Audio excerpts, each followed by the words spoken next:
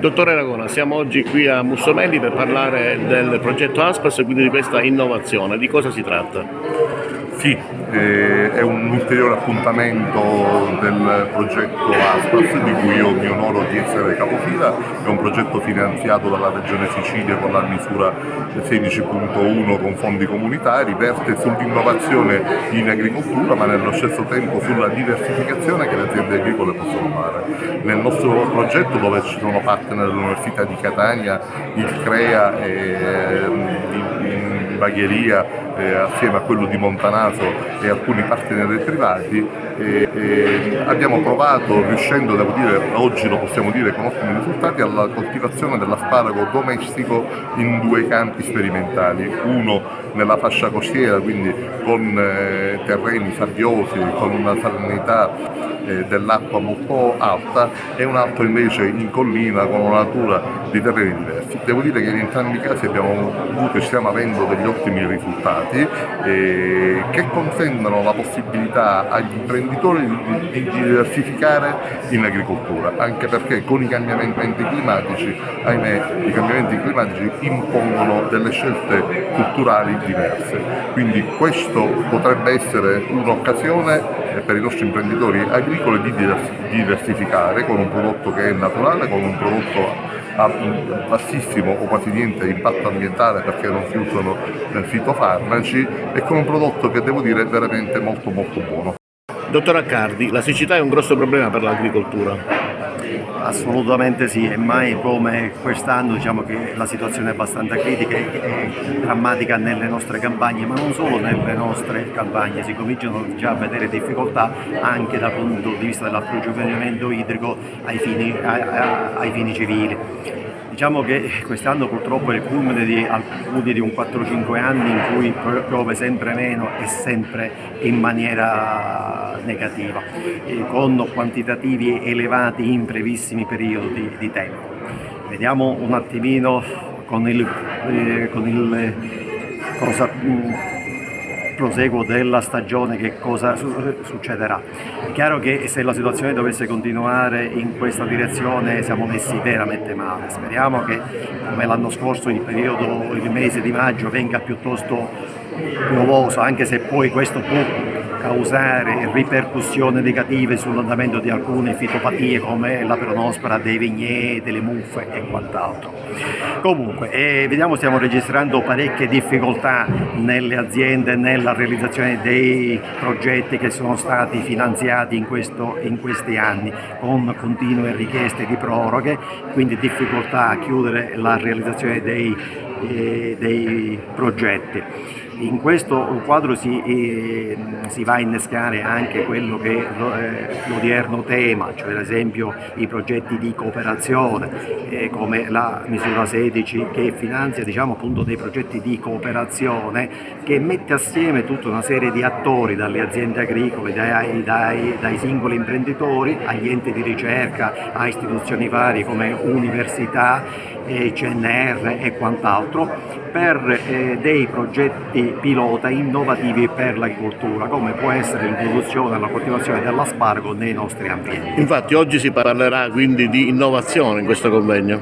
Sì, esattamente, come tutta la misura 16 che è imperniata sull'innovazione e sui procedimenti di coltivazione innovativi per quanto riguarda il settore agricolo. Dottore, è difficile creare nuove varietà di asparago? Sì, diciamo che già creare delle varietà di asparago è difficile perché è una pianta un po' particolare. L'asparago ha piante maschili e femminili, quindi bisogna utilizzare delle tecniche particolari per creare nuovi ibridi, e in particolare per delle zone che sono abbastanza nuove come la Sicilia, per la coltivazione dell'asparago, perché l'asparago, come altre specie, basti pensare a tante frutticole, si deve trovare un giusto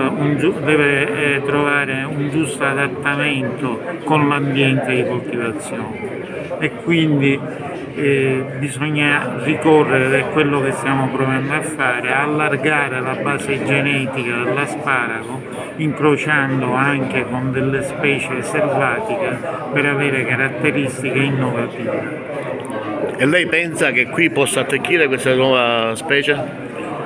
Certo, noi pensiamo che queste nuove varietà di asparago, che portano tra l'altro dei caratteri del cosiddetto asparago selvatico nostro, che è l'Asparagus acutifolius, possa consentire un migliore adattamento dell'asparago gentile o officinalis, che portando delle caratteristiche di rusticità, appunto, e di adattamento all'ambiente di coltivazione siciliano, e anche quello che è molto importante, avere più precocità nelle produzioni. Ci rendiamo conto quanto sia importante l'interazione tra i diversi territori. Oggi è una giornata particolarmente importante per discutere non soltanto della coltivazione dell'asparago, ma soprattutto di un argomento che a noi tecnici sta molto a cuore, cioè la sostenibilità del territorio, di un'agricoltura sempre più in linea con quelli che sono gli obiettivi del nuovo Green Deal, di Agenda 2050, e quanto possa essere importante non soltanto la coltivazione di un prodotto che passa attraverso il territorio con una nuova economia e una nuova sinergia. Parlare di innovazione ci inorgoglisce, perché la nostra figura professionale è punto cardine per una nuova visione tecnologica, sempre più di settore, sempre più puntuale, riuscendo a fare il sistema, mettendo insieme agricoltura, aziende agricole e professionalità. Il CREA presente in questo interessante convegno sull'innovazione dell'asparago, di cosa si tratta?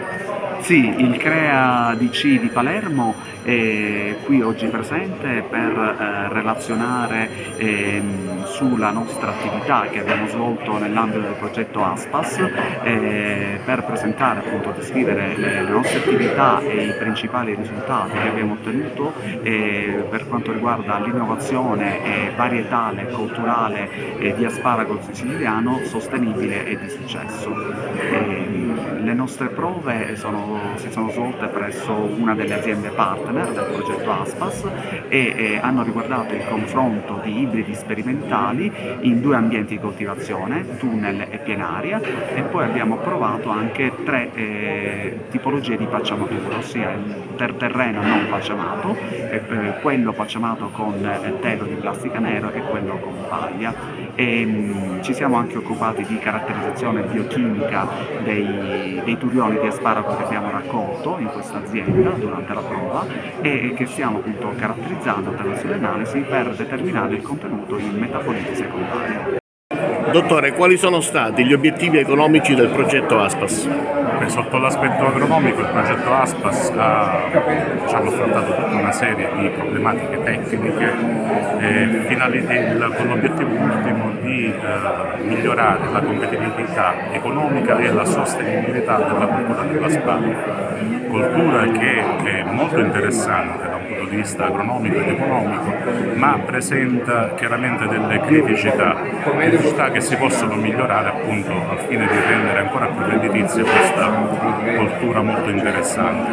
Le criticità che sono state individuate e affrontate nell'ambito di questo progetto sono state sostanzialmente la capacità competitiva della cultura nei confronti delle infestanti, la ricerca degli ibridi più adatti alle condizioni di coltivazione che si riscontrano negli areali mediterranei e la questione della ottimizzazione delle risorse idriche, quindi una maggiore efficienza d'uso dell'acqua attraverso l'implementazione di tecniche innovative quali la pacciamatura, il sesto d'impianto e la subirrigazione.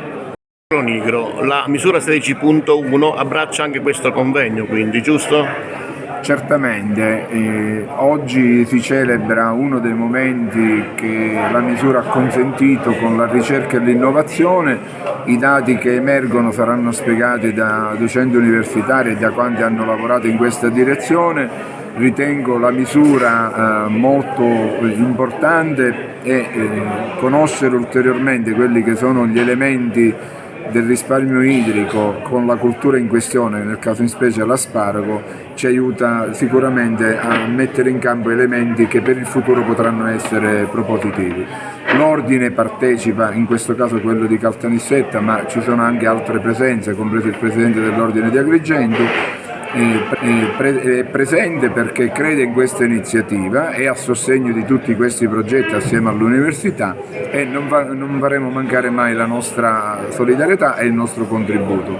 Parteciperemo sempre anche con attività e con approccio tecnico sulla questione, con i risultati che spero alla fine daranno ragione al processo di ricerca e innovazione che è stato messo in campo.